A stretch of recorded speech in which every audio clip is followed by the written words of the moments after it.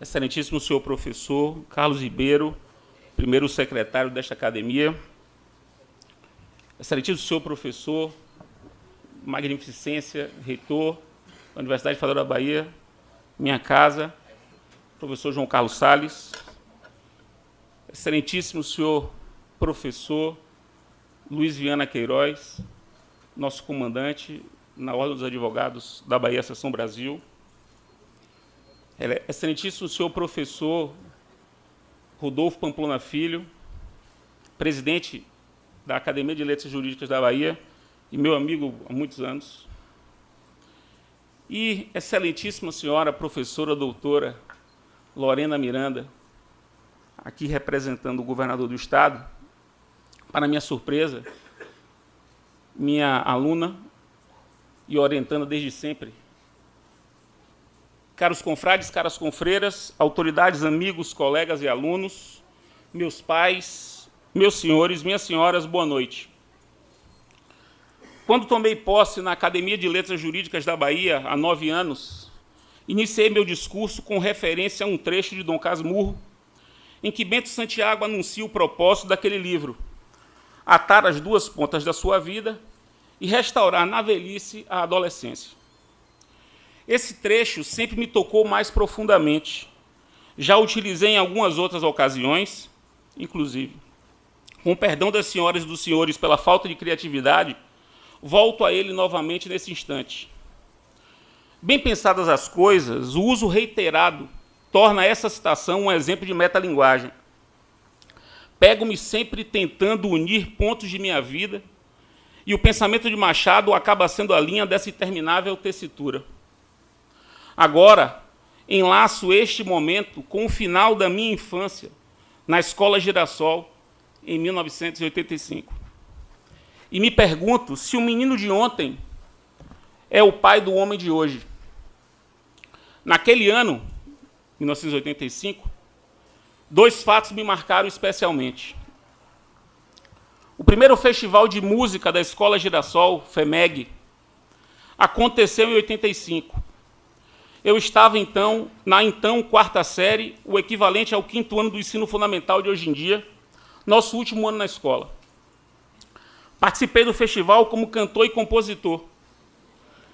Escrevi a letra de uma canção, Pega o Meu Carrinho, com rimas pobres e humor nonsense. Montei um quinteto com meus melhores amigos, um deles, inclusive, aqui, presente, versão soteropolitana, infantil e algo bizarra dos Menudos, grupo composto por adolescentes porto-riquenhos, então em voga. Resultado, último lugar. O segundo fato foi a série de 5 programas apresentada pelo Globo Repórter, iniciada em 9 de maio daquele ano, com reportagens sobre a expedição do oceanógrafo francês Jacques Cousteau à Amazônia. Eu gostava muito de estudar sobre animais, tinha a coleção 1000 Bichos da Editora Abril e guardava os cartões do chocolate surpresa. Aqueles programas, por isso mesmo, me encantavam. Peixe-boi, ariranha, boto cor-de-rosa, pirarucu, bichos novos no meu repertório. Embora ainda hoje não saiba que diferença haverá entre uma lontra e uma ariranha, e entre uma ariranha e uma lontra. Todos eles personagens principais das incríveis aventuras daquele simpático senhor gaulês. Eu, aos 10 anos, fã das aventuras do Sítio do Pica-Pau Amarelo, fiquei maravilhado. Procurei, então, meu professor Ricardo Seixas, aqui presente, depois de 32 anos, responsável... Deixa eu beber uma água aqui.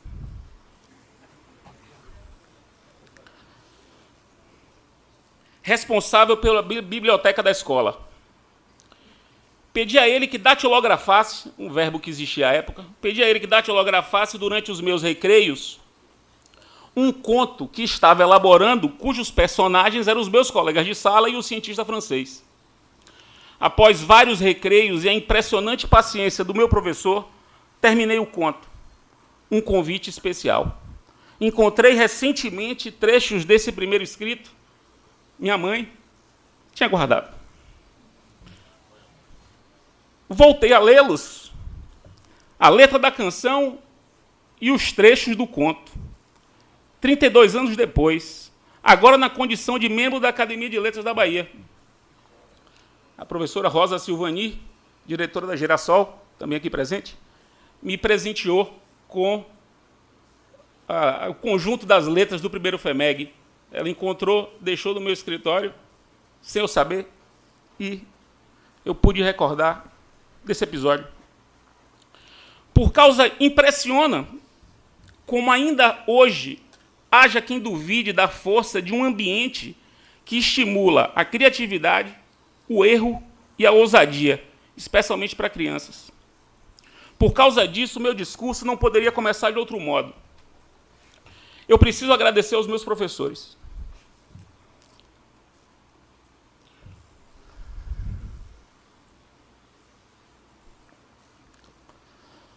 Em primeiro lugar, quero agradecer a minha primeira professora, minha mãe.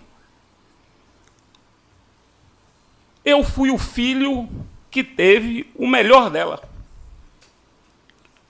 Nos meus primeiros 6 anos, ela ainda não trabalhava. Dedicava-se integralmente aos seus filhos.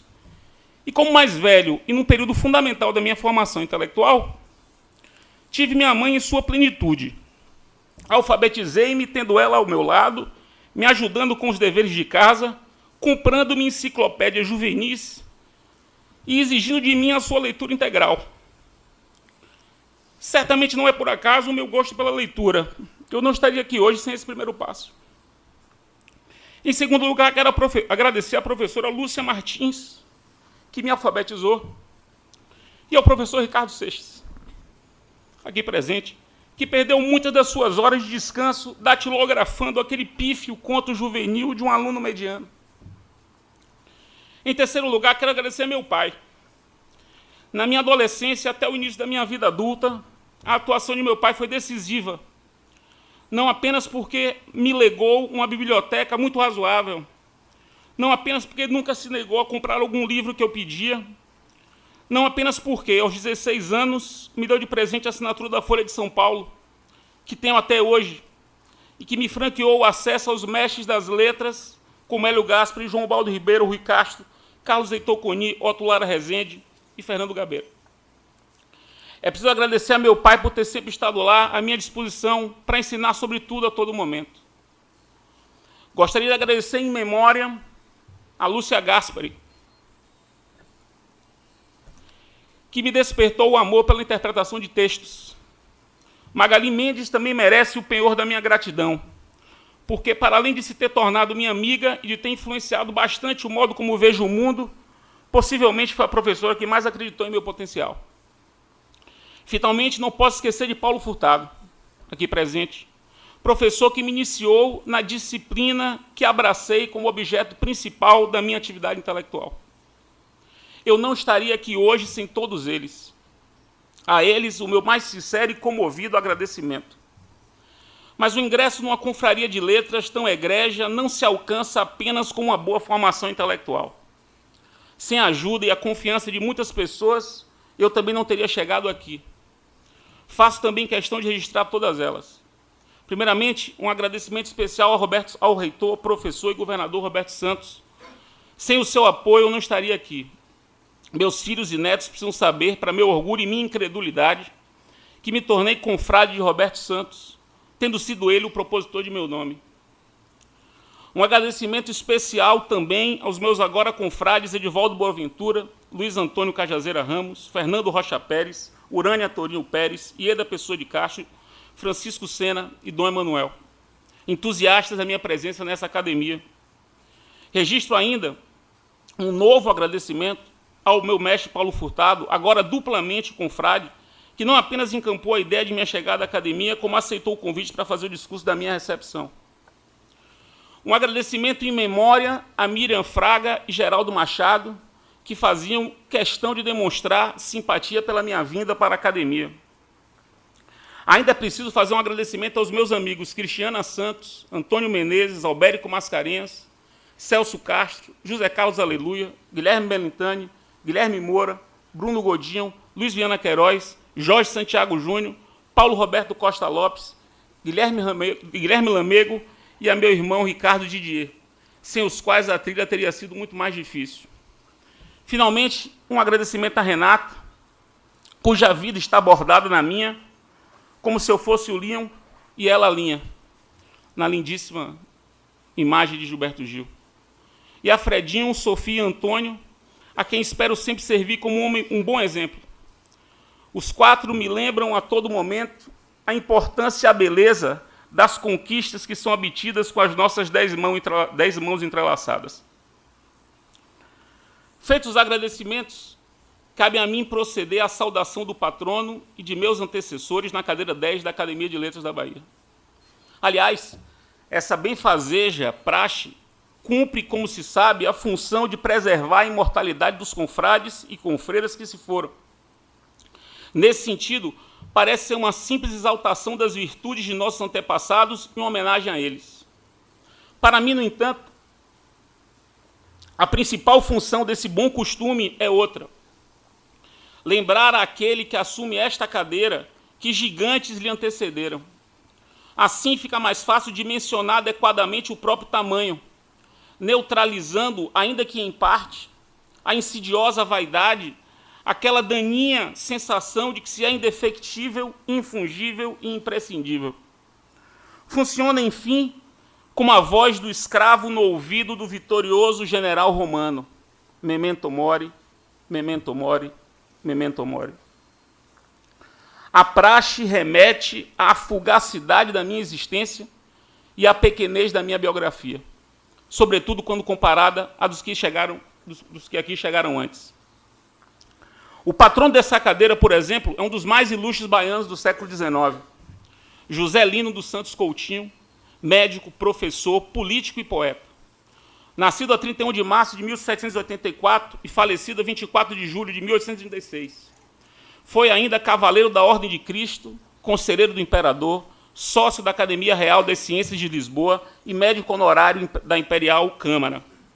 Formado em Coimbra, participou da fase de preparação da independência do Brasil, representando a Bahia como deputado nas Cortes de Lisboa em 1821. Incorporou-se ao grupo de deputados brasileiros que abandonaram seus trabalhos por não concordar com as imposições feitas ao Brasil. Retornou ao Brasil e foi por várias vezes eleito deputado, fazendo inicialmente oposição ao imperador, embora dele se tenha tornado em seguida conselheiro e médico honorário. Fundou a Lógica Maçônica do Grande Oriente, na Bahia. Como político, destacou-se pela excelente oratória, sendo apelidado de deputado das galerias pelo modo como se comunicava com as massas. Em 4 de outubro de 1826, tornou-se professor da cadeira de Patologia Externa na Escola Médico-Cirúrgica da Bahia. Após a abdicação de Dom Pedro I, foi nomeado ministro dos Negócios do Império e, logo depois, presidente da província do Rio de Janeiro, cargo que ocupou até janeiro de 1832, quando se tornou o primeiro diretor da Faculdade de Medicina da Bahia. Resultado da transformação da antiga Escola Médico-Cirúrgica da Bahia, de que foi o principal idealizador. Em sua gestão, criou a biblioteca da faculdade, até hoje uma das mais importantes do país. Lino Coutinho era bisavô do primeiro ocupante desta cadeira, Antônio Muniz Sodré de Aragão, que o escolheu como patrono. Antônio Muniz Sodré de Aragão nasceu em Salvador no dia 13 de junho de 1881. Jurista, professor, jornalista e político, fundador da Academia de Letras da Bahia e membro de tradicional família de intelectuais baianos. Diplomou-se em Ciências Jurídicas e Sociais pela Faculdade Livre de Direito da Bahia no dia 8 de dezembro de 1903 e, em 30 de março do ano seguinte, inscreveu-se para concorrer à vaga de lente substituto de Direito Criminal na Faculdade de Direito da Bahia. Aprovado, passou a lecionar como professor substituto até 1910, quando, em 16 de novembro, foi nomeado catedrático da mesma cadeira. Elegeu-se deputado estadual em 1909, foi eleito deputado federal pela primeira vez para a legislatura 1912 e 1914, reelegendo-se sucessivamente para as legislaturas 15, 17, 18 e 20. Em 31 de julho de 1920, foi eleito para o Senado Federal na vaga deixada por J.J. Seabra. Reelegeu-se senador até 1927 e integrou a Comissão de Finanças do Senado. Voltou a ser deputado federal para a legislatura 30 a 32. Por 2 períodos, foi procurador-geral do Estado do Rio de Janeiro, além de professor catedrático da Faculdade Livre de Direito do Rio de Janeiro. Foi também jornalista, tendo colaborado em diversos periódicos, tais como O Tempo e o Diário da Bahia, do qual foi redator e proprietário. No Rio de Janeiro, colaborou com o Correio da Manhã. Autor da clássica obra As Três Escolas Penais, de 1907, marco da literatura jurídica brasileira sobre o assunto, Muniz Sodré atualmente dá nome à Sala 103 da Faculdade de Direito da Universidade Federal da Bahia. Faleceu prematuramente na cidade do Rio de Janeiro, então Distrito Federal, no dia 8 de junho de 1940. Em 1941, Altamirando Alves da Silva Requião foi eleito para esta cadeira, em sucessão a Muniz Sodré. Soteropolitano, nascido a 27 de agosto de 1893, Altamirando Requião fez o curso normal em Salvador e bacharelou-se em Direito no Rio de Janeiro. Foi político, jornalista, polemista, teatrólogo, professor e intelectual prolífico, autor de mais de 15 livros. Foi o primeiro presidente da Associação Baiana de Imprensa em 1930. Especializado em Sociologia, Pedagogia e História, tornou-se professor catedrático de História Geral do Colégio Estadual da Bahia, professor da Faculdade de Filosofia da Bahia, catedrático de Português do Ginásio Baiano de Ensino e de História do Ginásio Guanabara, no Rio de Janeiro. Em outubro de 1934, elegeu-se deputado federal pela Bahia na legenda do Partido Social Democrático, PSD. De 42 a 45, na gestão do interventor federal Renato Pinto Aleixo, foi secretário do Gabinete Civil da Bahia. Ainda em dezembro de 45, foi eleito deputado para a Assembleia Nacional Constituinte. Em 47, foi vice-presidente da Câmara dos Deputados e tornou-se líder do Partido Social Trabalhista, PST, criado nesse mesmo ano, para o qual se transferira. Ainda exerceu o mandato de deputado federal em outras legislaturas. Afastado da vida política, foi nomeado em março de 56 conselheiro do Tribunal de Contas do Estado da Bahia, tornando-se vice-presidente desse órgão de 59 a 61. Nesse mesmo ano, voltou a lecionar História Geral no Colégio Estadual da Bahia, em Salvador. Exerceu essa atividade até 63, ano em que se aposentou. A partir de então, passou a dedicar-se às letras. Em 1980, concorreu à Academia Brasileira de Letras, para a cadeira que veio a ser ocupada por José Sarney. Faleceu em Salvador no dia 22 de outubro de 1989. Gaspar Sadoc da Natividade nasceu em Santo Amaro da Purificação, Bahia, a 20 de março de 1916, filho de José Porcino da Natividade e Esmeralda da Natividade, também naturais de Santo Amaro, ele operário, ela doméstica. Chama-se Gaspar como uma homenagem de seu pai a um dos 3 ex-magos. Interessante curiosidade histórica, quando se trata de alguém que se veio tornar um dos mais célebres párocos da história da Bahia. Aos 10 anos, terminou o ensino primário sob orientação de uma professora leiga, Maria do Carmo Guimarães.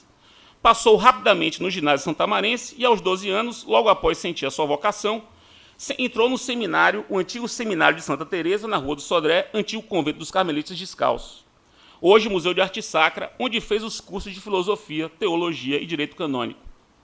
Ainda seminarista, fez o seu primeiro sermão em 1939, na novena da Nossa Senhora da Purificação, Santo Amaro, e ainda diácono, fez o primeiro sermão em missa solene presidida pelo arcebispo em Itaparica, festa de São Lourenço, em 10 de agosto de 1941.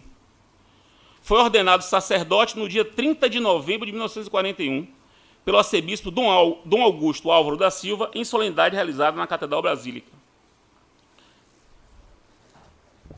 A 22 de fevereiro de 42, tomou posse da sua primeira paróquia, São Cosme e São Damião, na Estrada da Liberdade, tornando-se o seu primeiro vigário. Nesse mesmo ano, começou a ensinar latim no Colégio da Soledade. Após 7 anos, foi transferido para ensinar latim e história no Seminário de Itaparica. Em 51, foi nomeado vigário da Paróquia de Cristo Rei e São Judas Tadeu, onde construiu a matriz, inaugurando-a em 1960.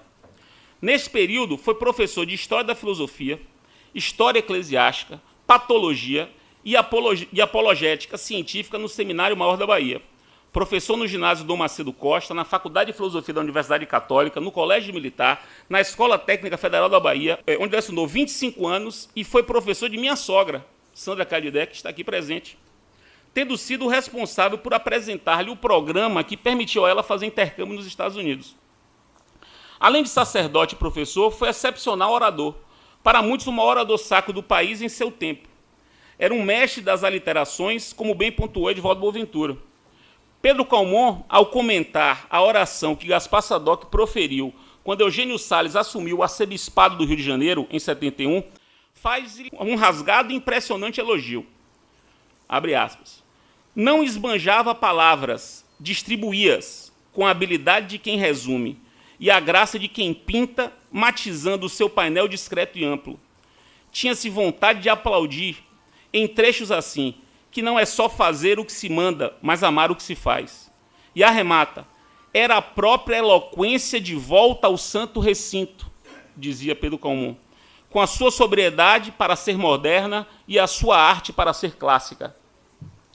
Gaspar Sadoc era, como se vê, um homem de personalidade multifacetada. Para os seus alunos, professor.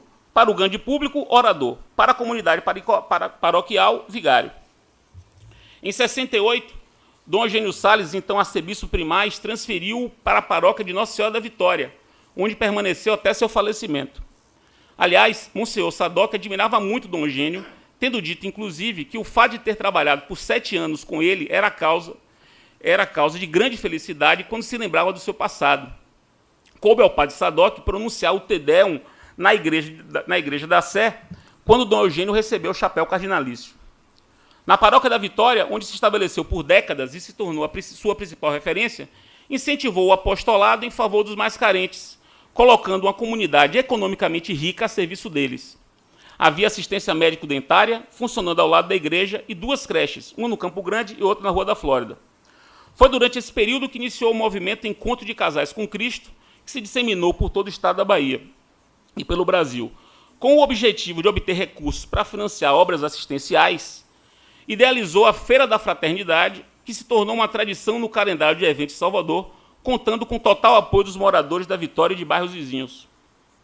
Foi por décadas, desde 1946, o responsável pelo sermão da procissão de Corpus Christi em nossa cidade alta. Em sua longeva vida, aliás, proferiu mais de 3.000 sermões. Eleito em 7 de março de 1990, tomou posse nessa academia a 16 de outubro do mesmo ano, sendo saudado por Tales Azevedo. Após 100 anos de vida e 75 anos de sacerdócio, faleceu em 22 de setembro de 2016. Em 17 de agosto de 2017, fui eleito para assumir a cadeira número 10, em sucessão ao Monsenhor Gaspar Sadoc.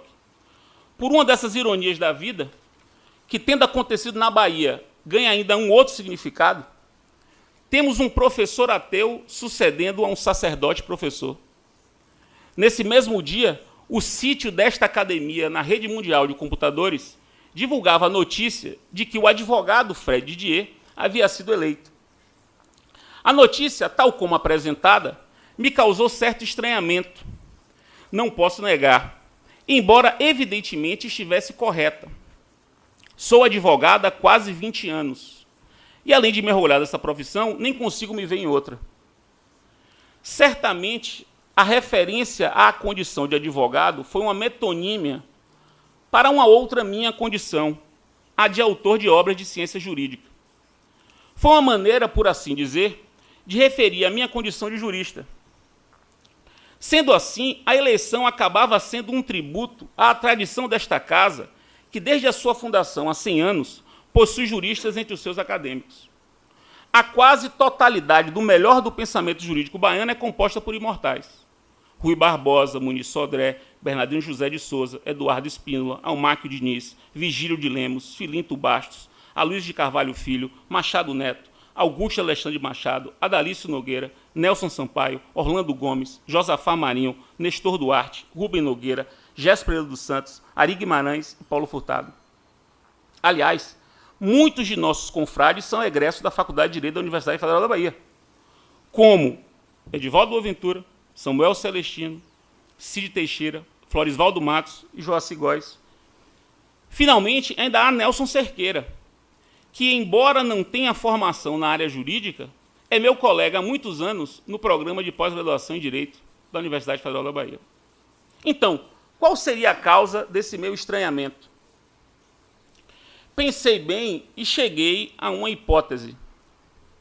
É provável que eu me veja mais como um professor. Tenho uma forte impressão de que foi a condição de professor há quase 20 anos que me trouxe aqui. Certamente não é por acaso que tantos de nós, quase todos nós, meus confrades e confreiras, somos professores. Esta casa sempre foi ocupada por inúmeros professores e professoras.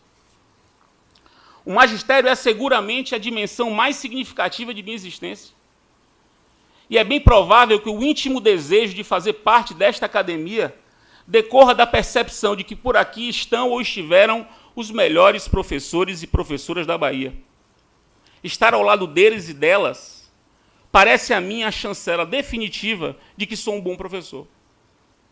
Talvez lá no fundo, e de modo inconsciente, o que verdadeiramente acaricia a minha vaidade seja o reconhecimento de que sou um bom professor. Calmon de Passos, o maior professor de direito que eu tive, ao encerrar o seu discurso como paraninfo da minha turma, a única turma da qual ele foi paraninfo, ordenou a todos nós, seus paraninfados, o seguinte, abre aspas.